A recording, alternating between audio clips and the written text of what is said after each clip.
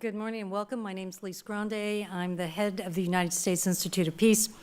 The Institute was established in 1984 by Congress as a nonpartisan public institution that's dedicated to helping prevent, mitigate, and resolve violent conflict abroad. We're so pleased to welcome everyone who has joined us today in person and the hundreds of people that we know are joining us online for this very special event that is in honor of U.S. military veterans and the role that they play in securing and promoting peace. For the Institute, this is a particularly important opportunity for us to pay our respect to and to salute the armed services and the work that they do day in and day out to ensure global stability. USIP, the Institute, was established by two senators, one Democrat and one Republican, both of whom were combat veterans. The legislation that created USIP was introduced by Sparky Matsunaga. He was the senator from Hawaii who had served with the renowned 442nd Combat Regiment. He was wounded twice in battle in World War II. The legislation was co-sponsored by the senator from Oregon, Mark Hatfield. He commanded Navy landing craft in Iwo Jima and in Okinawa, and he led the first U.S. survey into Hiroshima after the use of the atomic bomb. Senator Daniel Inouye from Hawaii, he won the Congressional Medal of Honor for conspicuous gallantry at the risk of his own life, above and beyond the call of duty during the battle near San Terenzo in Italy during World War II. He joined his fellow senators in securing passage of the bill. In honor of the trust that's been placed in USIP by these distinguished veterans and leaders, USIP is proud that every year we host an annual Veterans Day event that explores and that celebrates the role of citizen soldiers. The title of these events, First in Peace, First in War, is actually taken from a eulogy of President Washington, where our country's first president was described as first in war, first in peace, first in the hearts of his countrymen. We cribbed from that eulogy, and our series is called First in Peace, First in War. As many of you may know, when President Washington was giving his last address to Congress in 1796, he asked the elected representatives of this country to do two things. He asked them to establish a military academy, and he asked them to establish a peace academy. In 1802, the U.S. Military Academy at West Point was established to teach the art of war. 180 years later, Congress established the U.S. Institute of Peace to promote the arts of peace. We are privileged to welcome all of the veterans and active duty military personnel who have joined us today. May we salute all of you. Thank you for being with us.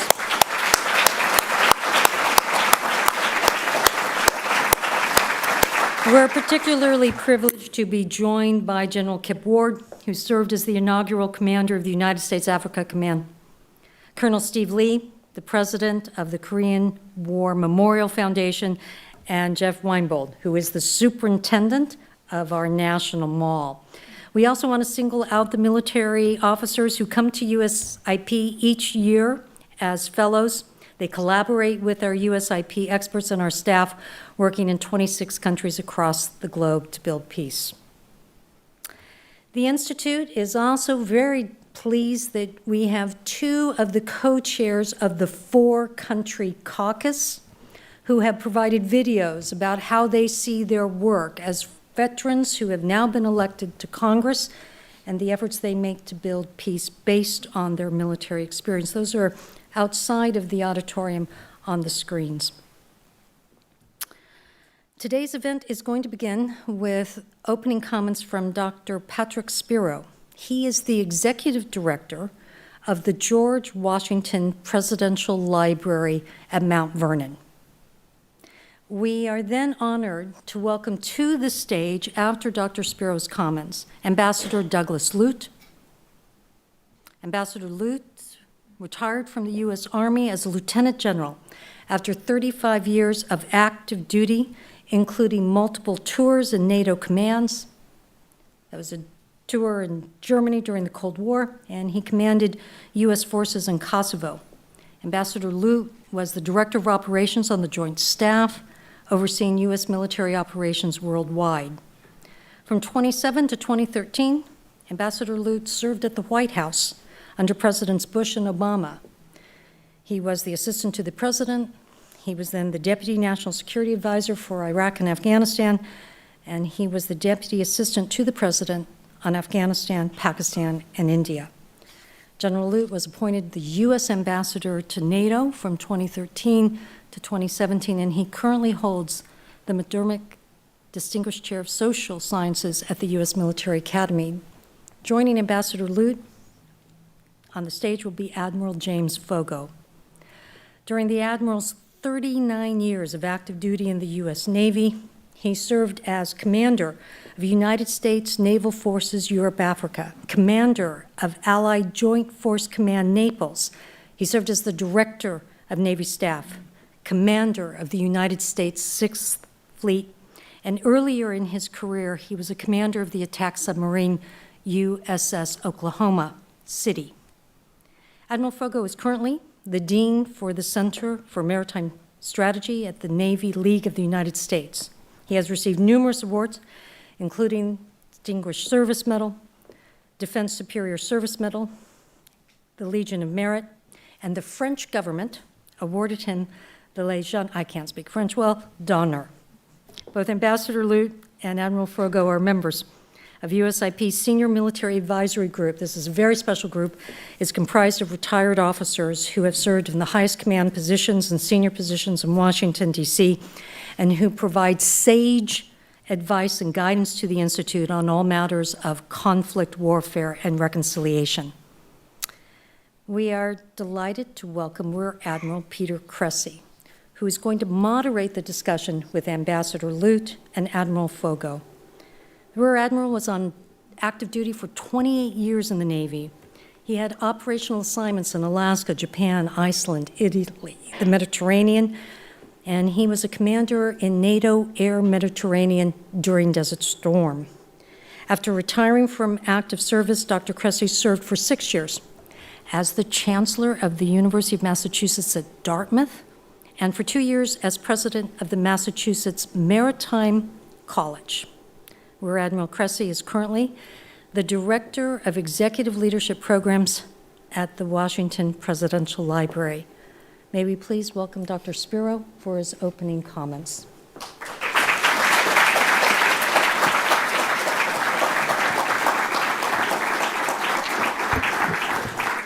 Thank you, Lise, and thank you also to Mike Yaffe for organizing this fantastic day or morning.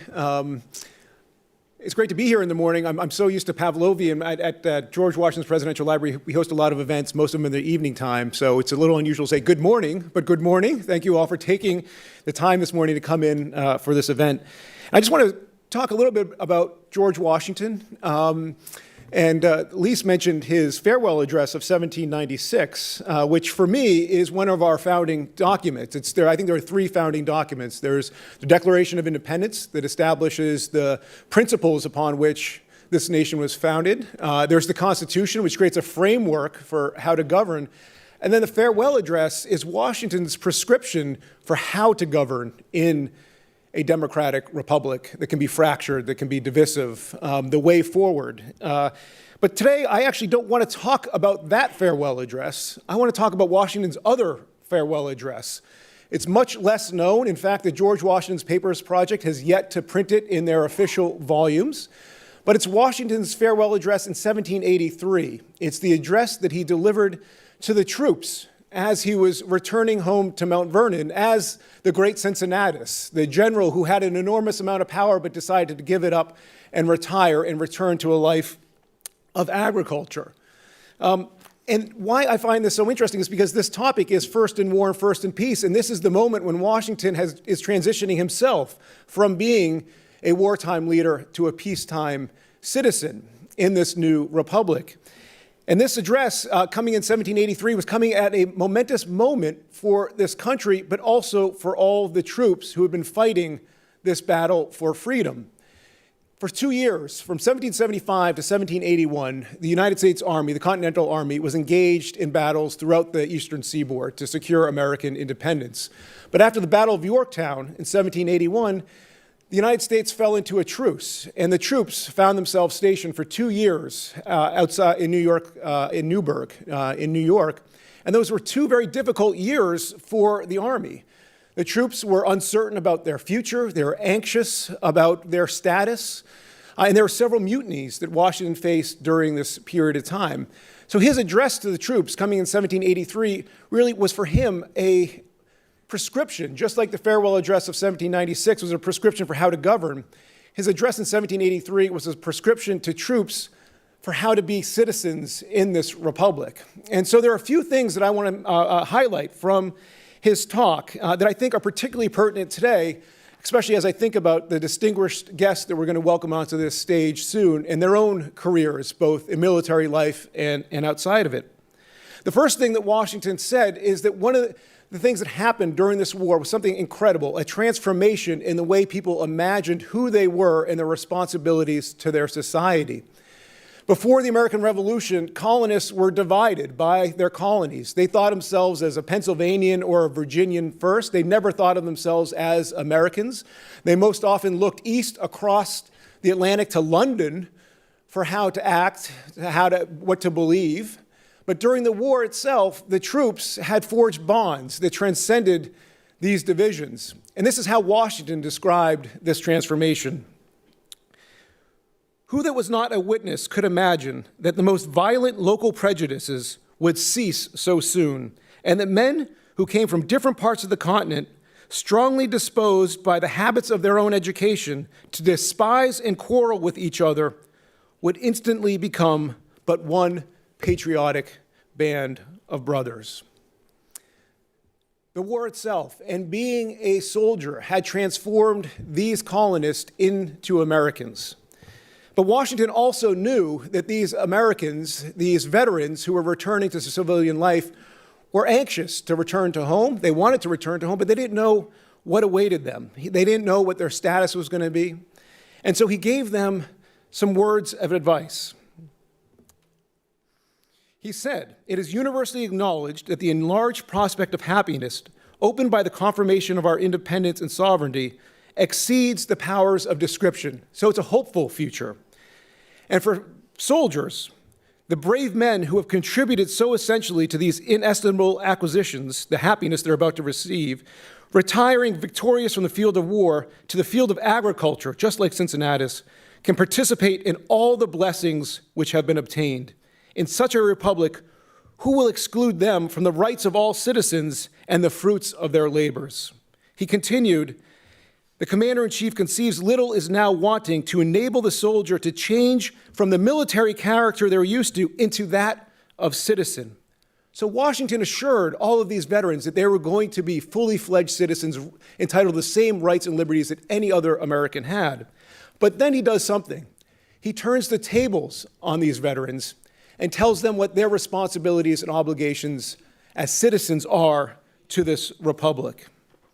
And here's what he said. Washington, at this period of time, was very nervous. He was hopeful about the future of the country, but he was nervous about how it was going to govern. He had experienced on the front lines the weakness of the national government. Since at least 1780s, we have letters of Washington on the front lines talking about the need to reform government, that the Congress was too weak, that the executive was too feeble, that there needed to be a reform in government to better unite this country and to maintain the bonds that the Army had forged during the war. And so he told these soldiers that as citizens, they had a duty to continue to fight for this republic as soon as they returned home. That although they secured independence on the battlefield, they still had a role and a responsibility in civilian life. And this is what he said to them. "In order to effect this desirable purpose and to remove the prejudices which may have taken possession in the minds of any good people of the states," Washington knew that many people who had not fought in this war still harbored those same prejudices that the colonists had before, these divisions between the country. It is earnestly recommended to all the troops that with the strong attachments to the Union that they have formed, they should carry with them into civil society these conciliating dispositions, and they should prove themselves not less virtuous and useful as citizens than they have been in preserving the victories as soldiers. And then he continued that unless the principles of the federal government were properly supported and the powers of the Union increased, the honor and dignity and justice of the nation would be lost forever. Washington realized it was perilous times and that these veterans had a role to play. He called on every officer and every soldier to add his best endeavors to those of his worthy fellow citizens towards effecting their great and valuable purposes on which our very existence as a nation so materially depends. And so as I think about the Veterans Day coming up, this panel, but most especially those who are about to take the stage, three individuals who have lived Washington's creed. And so I'm looking forward to this conversation. Thank you all for joining us.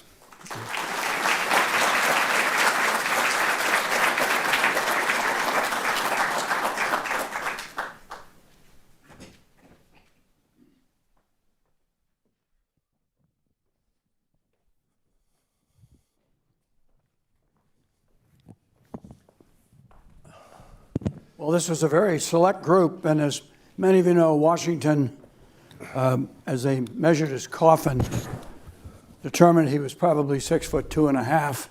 I'd like to point out that these other three gentlemen are all 6'2.5", and I'm only 5'9.5". Washington looked great on a horse, and my wife likes to remind me if I stretch real hard, she was 5'10" when we got married, I might be 5'9 3/4". And when I got on a horse, I made the damn thing look like a mule. Well, we got important stuff to do today, and we are thrilled to have these extraordinary people with us. Again, thanks to USIP and all of you for being here. It certainly is appropriate to have all these distinguished residents. I want to pick up on what Pat said about George Washington, about being productive soldiers, being productive citizens. He really gets quite specific. He says we can go into agriculture. We can go into fisheries. We can even go west. Washington was very focused on the west. And we can be no less virtuous, as Pat said, as civilians. But the one I love is he goes into the third person. He's very conscious of being on stage. And he says, the commander-in-chief is about to retire from service. Now, he meant specifically military service, because as we know, he certainly came back and served again, as both you gentlemen did. The curtain of separation, he's very theatrical, will soon be drawn, and the military scene to him will be closed forever.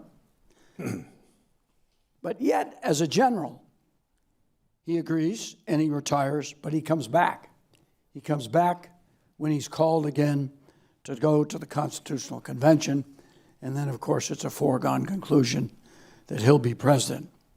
But even as a general, he was conscious of the diplomatic role, concerned about getting the French into the war, thus his great friendship with Lafayette, concerned about Spain perhaps taking advantage of the situation coming up from Florida, capturing Georgia, perhaps South Carolina. And then, of course, turns the table.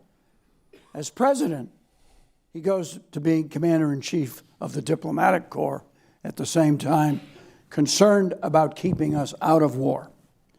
So we have many things to look at today, and I want to turn to our panel and ask that we look at sort of 3 or 4 fundamental things.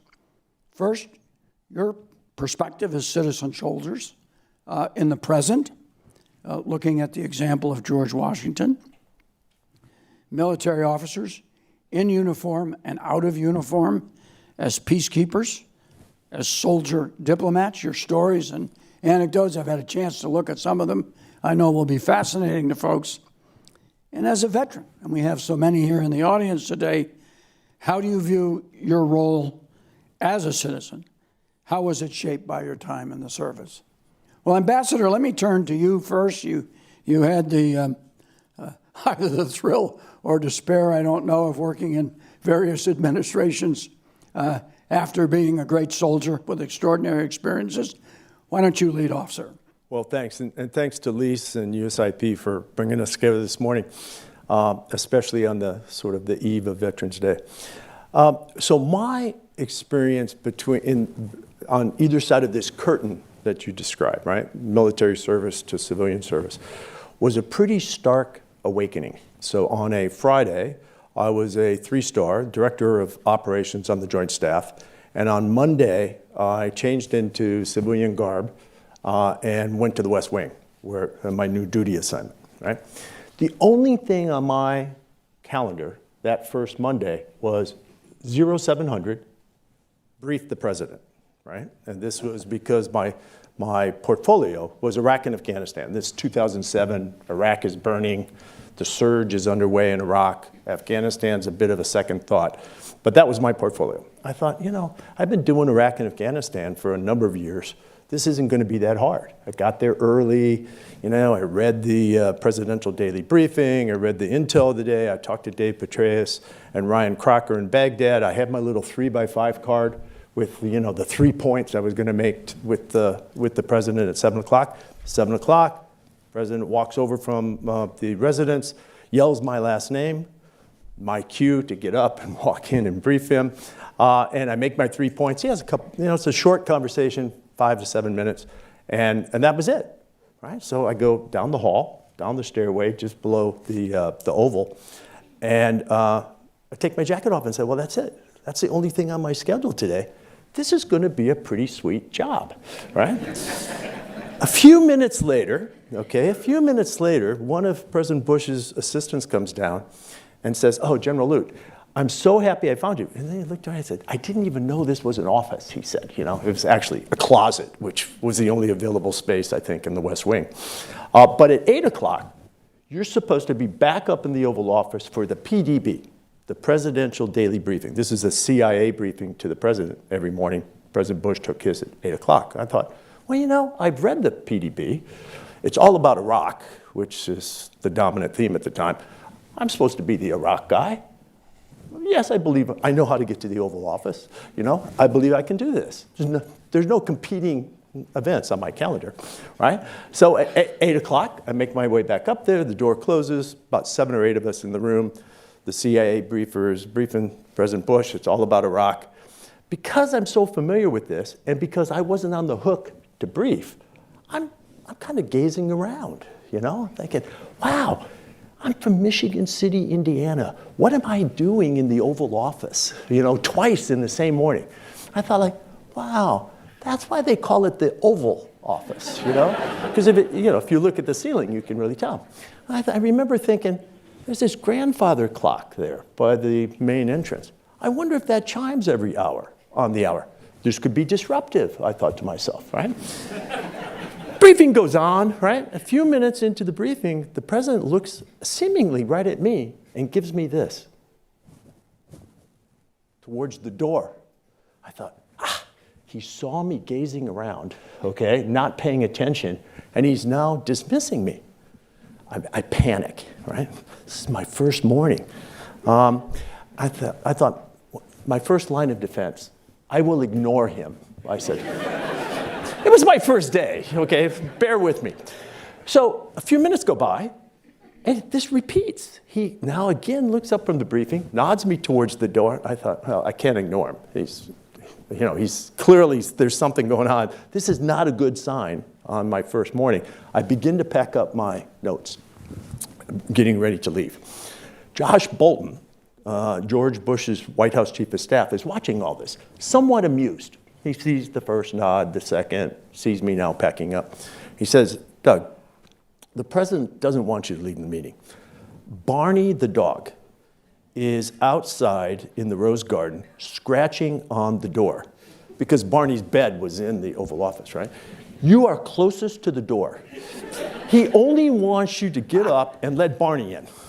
And I thought, you know, I'm a 3-star. I could do this. You know?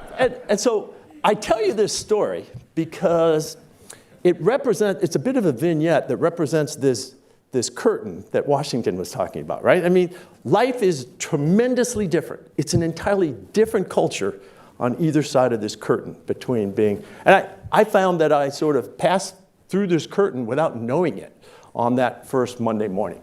But it's a quite distinct culture, and I hope we talk about that this morning. That's terrific. Admiral, you were a few years later right in the midst of that whole peace in a different part of the Mediterranean. How about your concepts and some of your anecdotes? Yeah, thank you very much, Peter, and thank you, Ambassador Lute, for being here today. A great friend and somebody that I knew in the Pentagon and while he was up at the White House. I guess I'll start by saying I am a submariner. Was a submariner for 39 years, 12 years underwater, 12 years in the Pentagon, and the 12 years in the Pentagon was like being 12 years underwater. And then 12 years in 9 different commands, primarily in Europe. So it was really a kind of an eye-opening experience for me. I worked for some great people in my life, but as a submariner on my first boat, everybody on that boat was nuclear trained and we were all kind of the same mold. And so I never really got the opportunity to mix with people in the rest of government until I had a great chance to attend the John F. Kennedy School of Government and get my master's degree back in 1986. Met all sorts of people from academia, from the Department of State, from all of the cabinets, and I really liked it. And I said, this is the kind of thing that I want to do in my career, but you know, we're kind of round peg, round hole in the submarine force. You always go back and you do the nuclear thing, attack submarines, ballistic missile submarines. After command, I had a chance to go to the Pentagon and do something different. And that was a chance of a lifetime, really, to work for the chairman of the Joint Chiefs, Admiral Mike Mullen. I was his EA. Doug had the place called the bunker, which is the office just outside the door of the chairman, for a couple of years, and so did I. And I really learned a lot from Admiral Mullen. He's my favorite chairman, but I'm biased. He and Secretary Gates always talked about the value of diplomacy and its role in deterrence. And Admiral Mullen would coin the phrase, the expeditionary diplomat, when he talked about people from the State Department.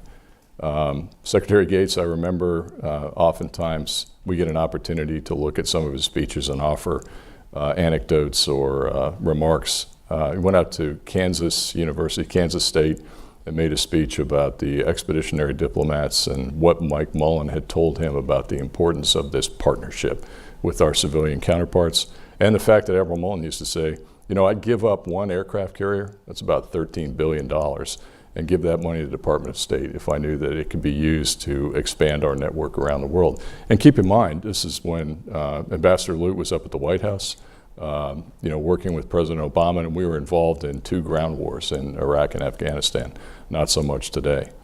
And so I really appreciated their perspective, and it kind of wore off on me. And that's the way I looked at the world when I took command in Europe. I want to talk about this briefly. This is not my work. It's the work of Ambassador Phil Kosnet. It's a book called Boots and Suits, and it really gets to the matter of civil-military relations, which I think is the purpose of today's seminar. Ambassador Kosnet was chargé in Turkey. He was the ambassador to Kosovo. He saved my bacon many, many times because I had the military commands in NATO and Kosovo, in particular in Pristina, in Sarajevo, in Macedonia, before she became a member of the alliance, and also a liaison office in Belgrade, Serbia, and a liaison office with Althea, the EU. When we both retired, Ambassador Kosnet called me from his cabin in North Carolina and said, hey, you're doing some interesting things. I'd like to do some writing. I said, well, let me introduce you to my friends at Marine Corps University Press. And sure enough, within a year, he had this edited volume called Boots and Suits. It's a collection of his friends from the State Department and the military, foreign area officers and defense attaches who talk about their experiences on the pointy end of the spear. And it's really good. I commend it to you, and it's free.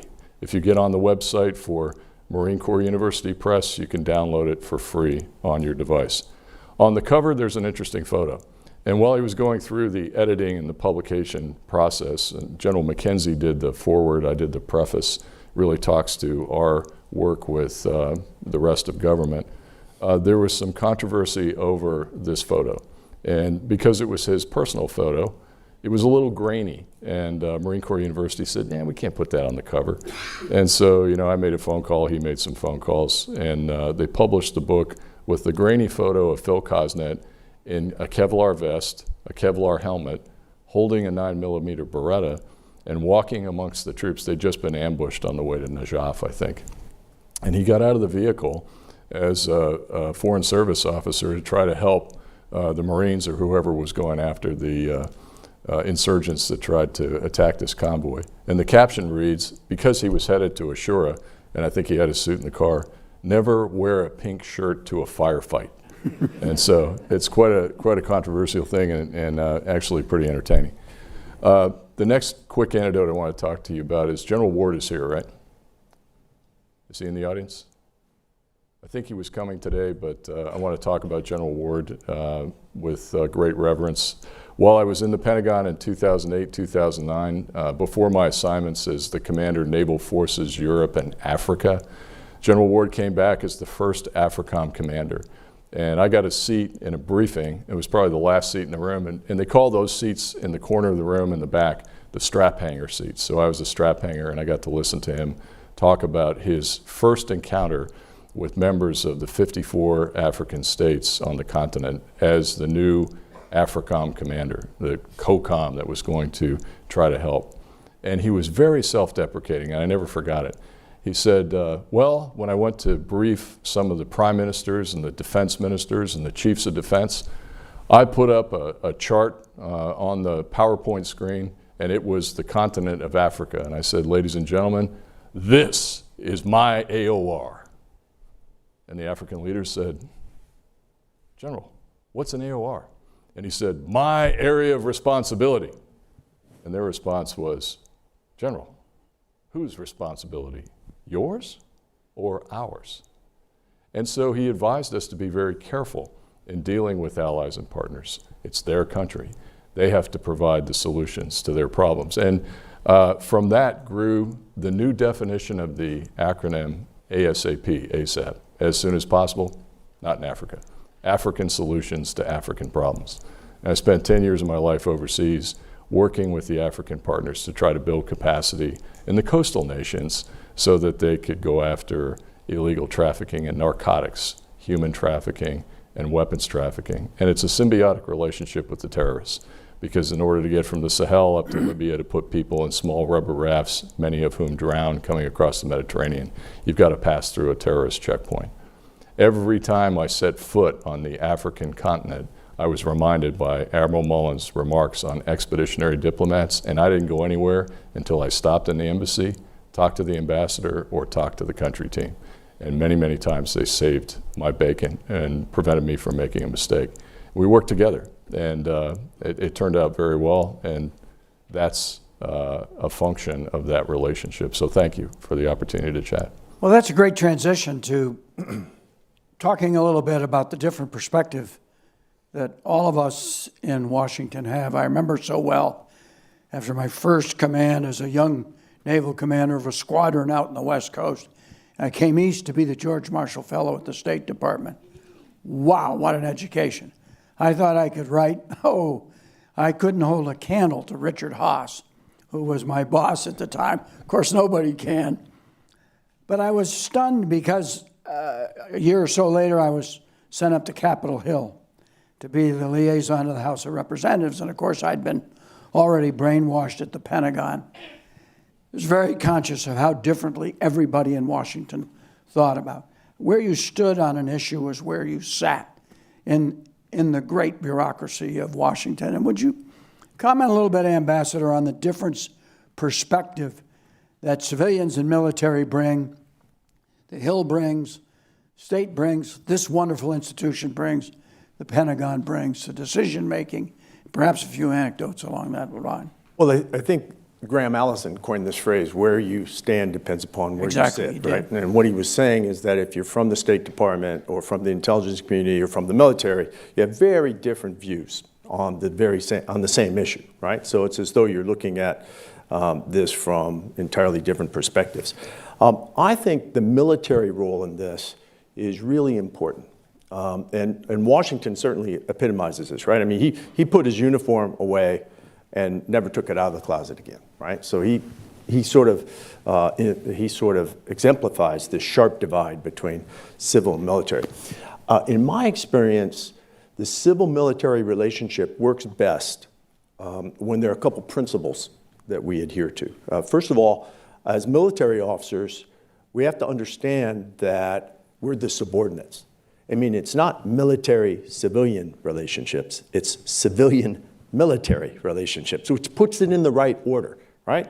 We're the subordinates. And you know, this should come rather naturally to professional military officers because we grew up in a hierarchical structure where you're always subordinate to someone, right?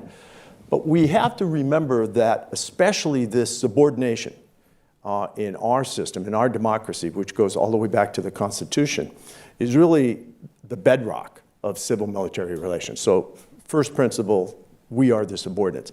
The second is that this works best when we are as professional, we military officers are as professional as we hope to be, right? So we are expert in our field. We understand our subordinate role. We understand the difference between advising and executing. So in the policy-making arena, we're advisors.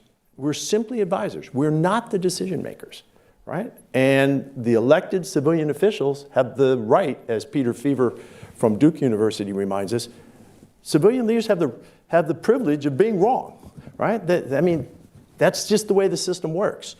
And then when the role moves from decision-making, policy-making, to policy-doing, implementation, the military has a different role, and we actually become executors. So the difference that plays out inside the White House Situation Room during the decision-making process and outside in the field during the execution process, I think really illuminates the difference and the primacy of civilian control of the military. And again, it works best when we're the subordinates. Here, Elliot Cohen from Johns Hopkins and so forth cites an unequal dialogue, which is interesting. So we're in a dialogue, so we're advising, military advising civilians, but it's an unequal dialogue because we're subordinate. So I think there are some principles, some ground rules here for effective civil-military relations, and those are the two I would cite. Admiral, the ambassador mentioned that notion of when diplomacy actually goes into action. And I think in the whole Bosnia situation, your famous incident on the bridge would be of terrific interest to this audience. Yeah, thanks very much, Peter. So I spent probably a few days a month in the Balkans because it was that important. And you can see from recent events that things haven't really calmed down there. So I would fly from Naples, Italy. We had a nice King Air aircraft, little twin engine, probably 20 years old, and I could take a couple of staff members, and I would bounce around Pristina, go out into the field to see the troops. Some people are surprised that the Kosovo force, and Doug was involved in the stabilization force that was there beforehand, and so was General Ward, is still about 4,000 troops. And I was asked the question, why are we still there? The war with Serbia was over in 1999. Because of the unrest and because of the animosity across the different borders in the Balkans region.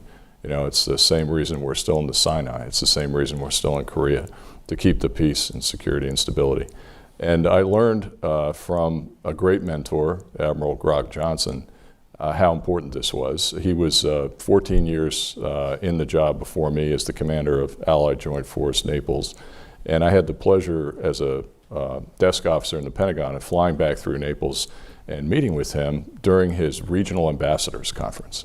He started these things to bring in the Balkans region, the North African region, the High North, the Eastern European region, groups of ambassadors, 6, 7, who would come to Naples, Italy. They'd have an opportunity to stock up on things in the Navy exchange or do their medical, and then spend time with Admiral Johnson. And it was a quid pro quo. How can I help you, and how can you help me? And I watched this real time, and I said, I'm going to try to do that when I'm there.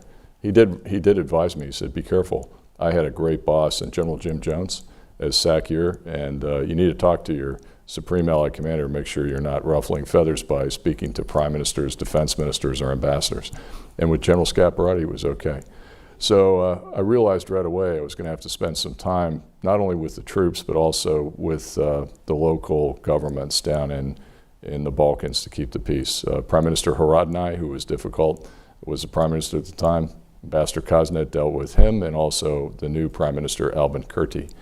Everything bad in the Balkans seemed to revolve around one place, and that was Mitrovica, and a bridge separating the south side from the north side called the Austerlitz Bridge.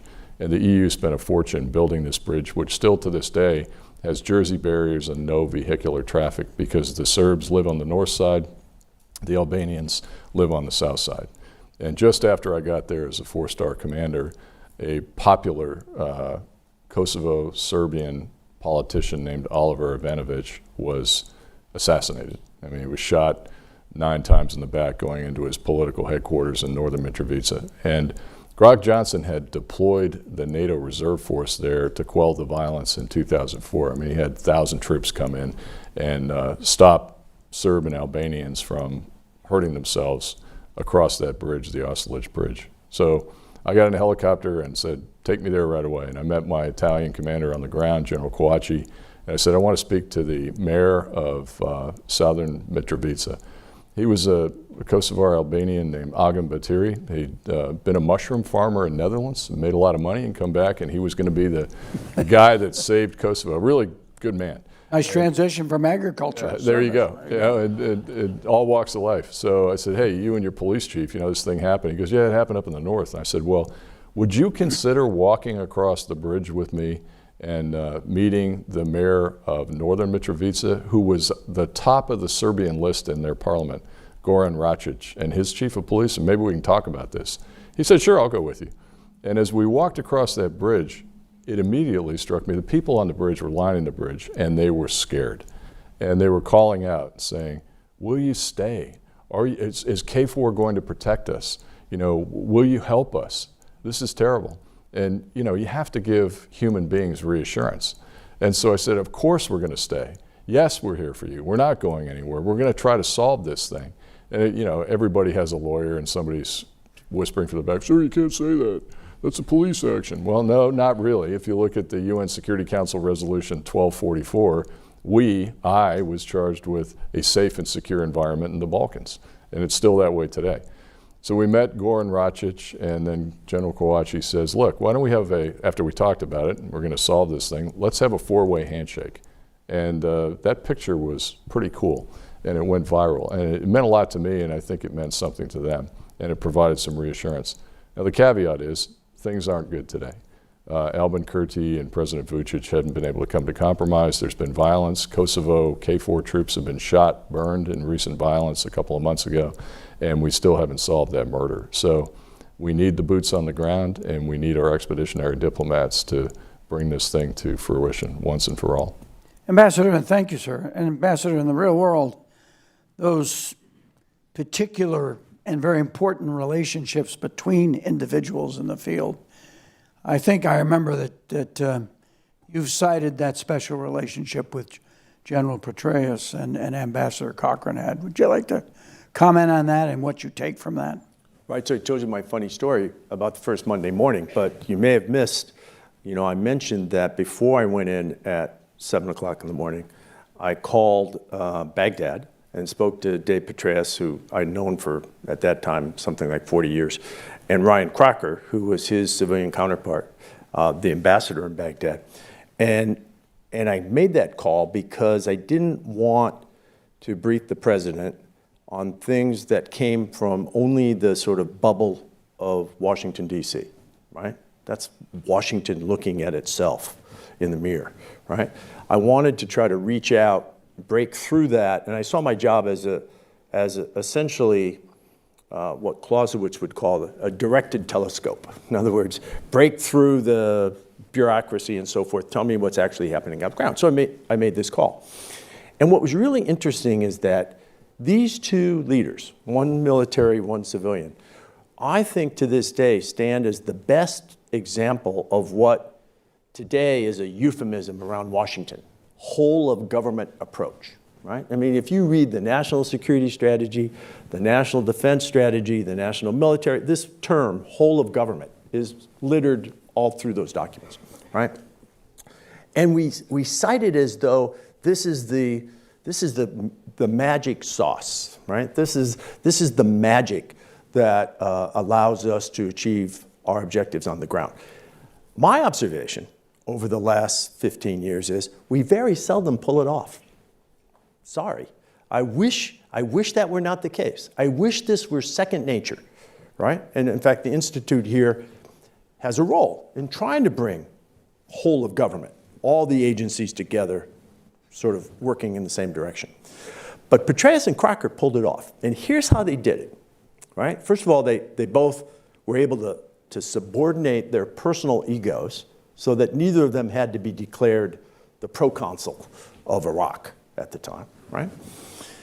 But very important, Dave Petraeus moved from his headquarters in one of Saddam's palaces to Ryan's embassy. He literally picked up and moved his office, right? So when I visited from Washington, or President Bush visited, or congressional delegations visited, they saw physically that Dave and Ryan were connected, right? They were co-located. If you walked into this office in the embassy, you turned left, and there was Dave's office as the commander of multinational forces Iraq, and you turned right, there was Ryan's office as the U.S. ambassador. They took every briefing together. They met every congressional delegation together. They made every senior engagement with Iraqi officials together. They wrote and signed together a joint campaign plan. So when we ask ourselves, how did that work? And what were the ingredients of whole of government when we actually saw a good example of it? Those are the examples.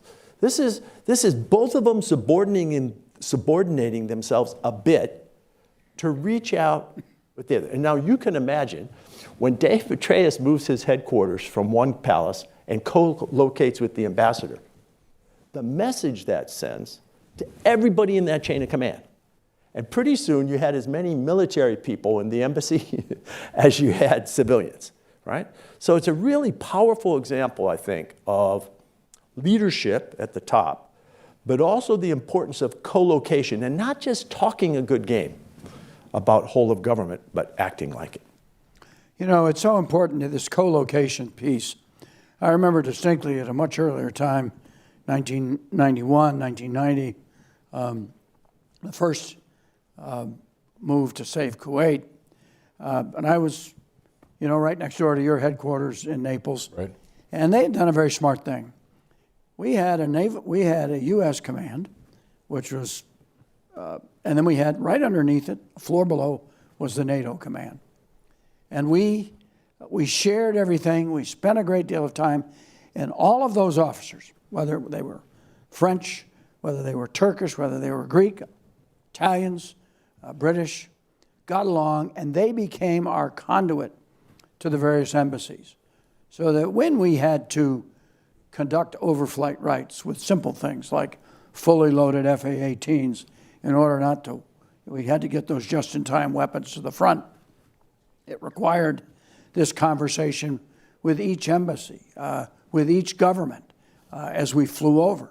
So we had those contacts. And it does seem to me that the military, operating appropriately, can build these extraordinary bridges. And I'm sure you saw that numerous times, Admiral. I did. Thank you, Peter. So that headquarters where you were located is Comfair Med. That command has moved out, and NATO now has its own headquarters, which is absolutely beautiful. It's better than the Supreme Allied Commanders. In fact, Todd Wolters used to say, "You want to trade?" It looks like it's out of the volcano. Yeah, it's on earthquake, rubber mounts. I mean, for massive headquarters, but it's absolutely beautiful, and all soon to be 32 allies are there. Hopefully 32. 32, hopefully 32. I think I think with President Erdogan's acquiescence, we're going to get them approved in Sweden, and they're great partners. So it was about 30 minutes difference between the two headquarters, and I made it my business to spend time in both, because I had both jobs, NAVUR, NAVAF, and also the Allied Command, and bring people together. And because I'd done that as a 1-star and a 3-star and a 4-star, it made sense to me. It was the right thing to do.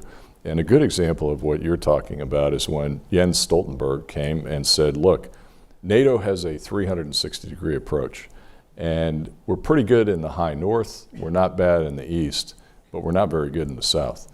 So I want to start this thing called the NATO Strategic Direction South for Middle East, North Africa. And basically threw the football to Allied Joint Force Command Naples. Michelle Howard, my predecessor, who's a wonderful officer, picked it up and took the command to NATO's hub to initial operational capability, and I went to full operational capability. What that meant is we had to establish a rapport with all 54 of those African countries and several in the Middle East. And we inherited the NATO training mission in Iraq at the same time, so I had that one to lord over as well. Jordan, key ally, and look what's happening there now with the crisis between Israel and Palestine. And the king is sitting on a precipice, but we have to support them. We've got to have them. So that was the purpose of the hub. And I thought to myself, well, the Chinese do this in a bilateral way. So they'll go to each the 54 countries, and they'll make a deal, and they'll trade one another off against the other. I don't have the bandwidth to do that. I think we got FTO of 80 employees. It took us a while to bring them on, and all walks of life and all nationalities. So I went to my friends in the State Department, Ambassador Mary Beth Leonard and Reuben Brigady, who were the subsequent ambassadors to the African Union, and said, how should I do this? And they said, look, the African Union is the answer. You need to get in here and coordinate with them because they have the tentacles all over Africa. And they even have somebody that looks at military operations for the 5 standing armies and all the economic consortiums like ECOWAS. So I thought that was pretty good. I went to Addis Ababa, and I sat down with my friend Reuben Brigady, by the way, now the ambassador to South Africa, formerly to the African Union, and a Naval Academy graduate. And the provost is... We won't hold that again. Yeah. So Reuben says, hey, this is like 3 cups of tea, okay? You need to make sure you don't make the same mistake that most Americans do. You walk in, here's your 5 talking points. This is what you're going to do. Remember what General Ward said, African solutions to African problems. So on the 3 cups of tea, you need to sit down and talk about something other than business, the background. The commissioners were key, Smail Chergi, Josefa Sacco, and we ideally signed an agreement. They didn't want to go to Brussels. They came to Naples and signed a memorandum of agreement to establish a liaison office, to work with the hub, to try to find African solutions to African problems. And it's going strong today, and there's still lots of work to do. Last thing I'll tell you is my good friend, Ambassador George Ward, I think he was a 3-time ambassador in Africa, he did a study for IDA, the Institute for Defense Analysis, and he had an excerpt for that study in War on the Rocks about 1.5 years ago. And it was about the United States and China in strategic competition in Africa. And in 2019, when this article came out, we were neck and neck. But the Chinese are climbing ahead of us. We had 10 years of advanced progress, and we're letting it slip away, and that just cannot happen. So more of this needs to be done. Well, that's exactly a transition I'd love to have as we begin to closing up. We have so many people in the audience who've served. I'd love to get perspective from both of you, with both hats on, both your military hat and your civilian hat. First, are we as a military, are we as a nation prepared to continue to take on this immense challenge around the world, whether it's in the Middle East, whether it's in Europe, whether it's in the Far East, whether it is the whole China piece? Are we ready? And secondly, related to that, is you have a chance to see today's generation of soldiers, sailors, and airmen. How do you rate our ability? How are they doing? How are we doing in inculcating them into this great concept of service and to the nation?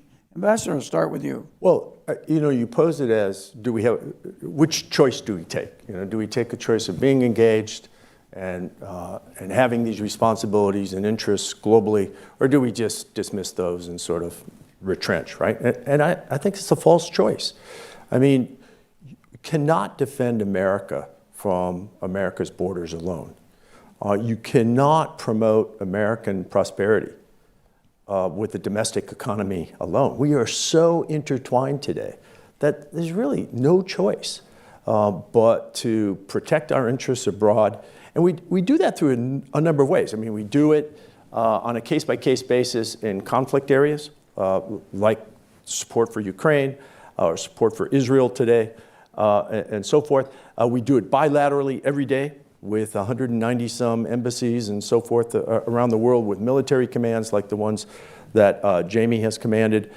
We do it multilaterally, and this often doesn't get enough attention, but we do it at the UN headquarters every single day, multilateral diplomacy.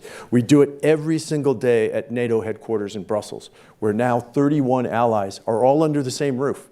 And again, it goes back to this notion of co-location, right? They don't go home at night. They stay under that roof and they collaborate together. So I see this as a false choice. And you sometimes see in our very polarized domestic political scene this posed as one or the other. It's really not. It's not a choice. Look, on the security front, I think which is probably the foremost American interest, right? National interest. The foremost task of any president of the United States is to secure the United States people and our continent. We have a couple huge advantages in this regard. Our geography, we live in a pretty benign geographic setting, right, with Mexico and Canada as principal neighbors. We have these two huge tank ditches called the Pacific and the Atlantic that protect us from ground incursions and so forth, right? But equally important, and maybe our biggest geostrategic advantage, is this network of alliances that we have. So the 31 alliances, or 31 allies today who make up NATO, soon I hope with Sweden, 32, right? But likewise, our constellation of alliances in the Pacific, in the Indo-Pacific, so Japan, South Korea, Australia, New Zealand, and so forth, right? And if you look at a comparison between our network of alliances, founded on NATO, but not just NATO, right?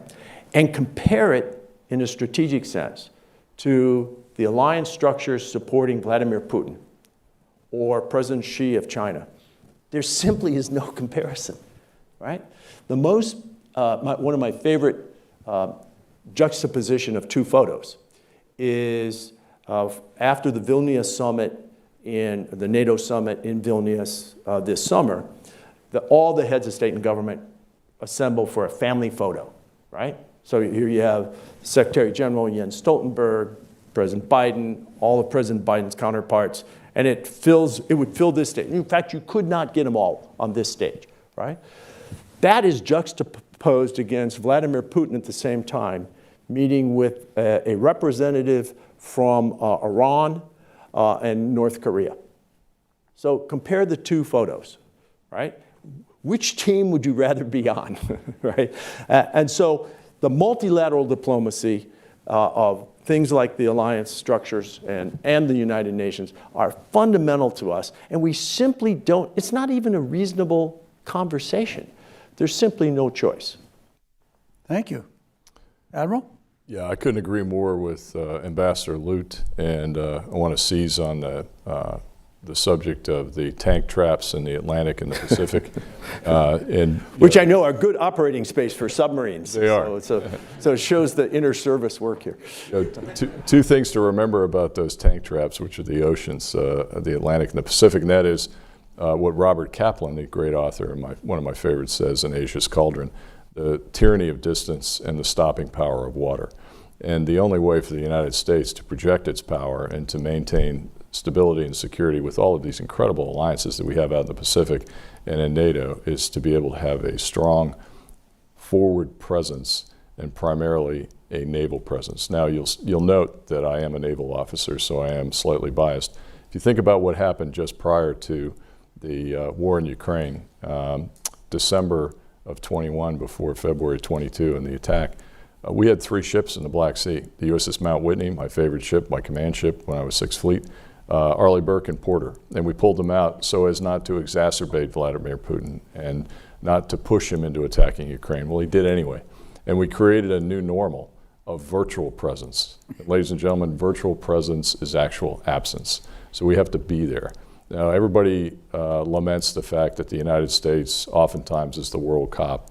I think for a great power, that's very necessary. And we have to be there to deter. I think the Navy is an extended arm of diplomacy. And the fact that we have 2 carrier strike groups in the Eastern Mediterranean, along with that command ship, along with 3 allied strike groups, and a joint task force, has prevented Nasrallah in Lebanon or Assad or the Iranian malign influence in Syria from attacking Israel on a 2-front war. And that would be a heck of a lot worse than the tragedy and the travesty that we see there now between Hamas and the Palestinians and Israel. So we've done some good work. And I think we need to continue to do that in the future with our forward military presence. It's expensive, but it's worthwhile. Well, sadly, our time is up, but I'm sure Pat would agree with me. As students of George Washington, General Washington and President Washington would have been thrilled to have had these 2 extraordinary officers on his staff, both with their warrior hats and with their civilian hats on. So thank you both very much.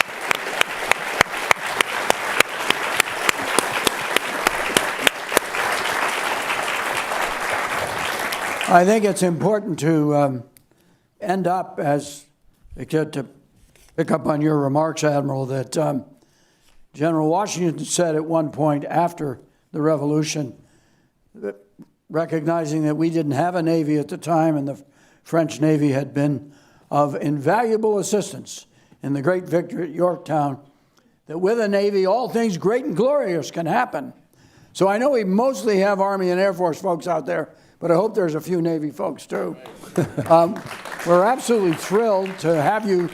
And just to wrap up, Mount Vernon and USIP certainly want to thank all of you for coming today for this remarkable discussion about the citizen soldier. We do want to thank the audience. So many of you have served, and we're very grateful for that. USIP has very kindly set up refreshments for us outside the auditorium. So if you'd like an opportunity to meet these 2 great gentlemen and Pat, we would be absolutely delighted to have you do that. And everyone's also invited to go to the exhibit hall. So thank you all for coming. My great honor and pleasure to be with these gentlemen and with you, Pat. Thank you. Thank you.